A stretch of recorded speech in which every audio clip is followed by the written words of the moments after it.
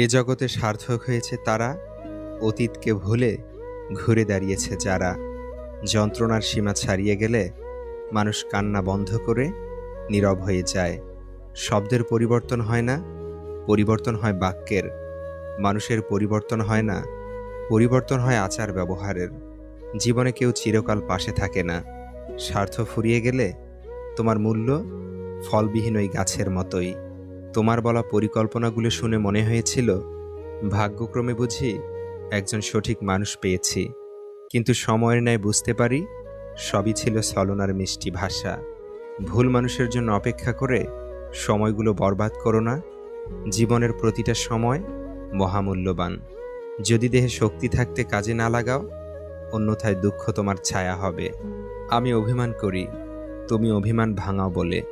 আমি দূরত্ব বাড়াই, তুমি শক্ত করে বুকে আগলে রাখবে বলে। গোপনীয়তা আর মিথ্যা সম্পর্ক নষ্ট করে। তুমি যতই যত্নশীল হও না কেন, ধরা পড়বেই। যা অন্ধকারে ঘটে তা আলোতে আসবেই। আগুন লাগিয়ে দেওয়া জঙ্গলটা ফুঁপিয়ে ফুঁপিয়ে কাঁদছিল, কারণ আগুন লাগানো দিয়াশলাই কাঠটা তারই কোনো এক গাছের অংশ। কেউ যদি আপনাকে অবহেলা করে, তাহলে দোষ আপনার, কারণ দামটা আপনিই তাকে বেশি দিয়েছিলেন, যার ফলও আপনি পাচ্ছেন। আমাদের জীবনে কিছু গল্প থেকে যায়, শেষটা সুখের হয় না। তবু আমরা সুখী থাকতে ব্যস্ত, ভুলতে না পারলেও ভুলে থাকতে ব্যস্ত।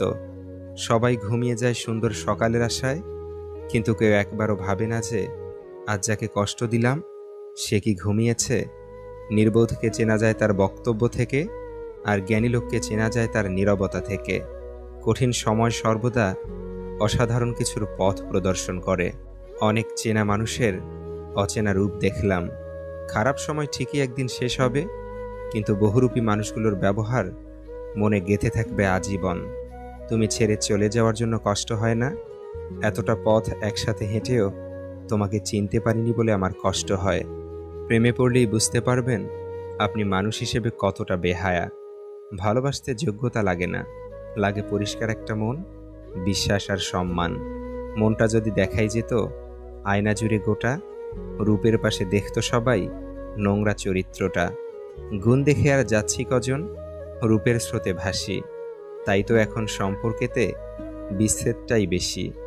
বিশ্বস্ত কাঁধের খুব অভাব, কারণ মাঝপথে ছেড়ে যাওয়া মানুষের স্বভাব। তৃষ্ণা পেলে যেমন বিষ পান করবেন না, তেমনি একাকিত্ব বোধ করলেও কখনো প্রাক্তনের কাছে যাবেন না। বাস্তবতা হলো, বোকা মানুষ ধোঁকা খায়, সৎ মানুষ কষ্ট পায়, সরল মানুষ আঘাত পায়, আর স্বার্থপর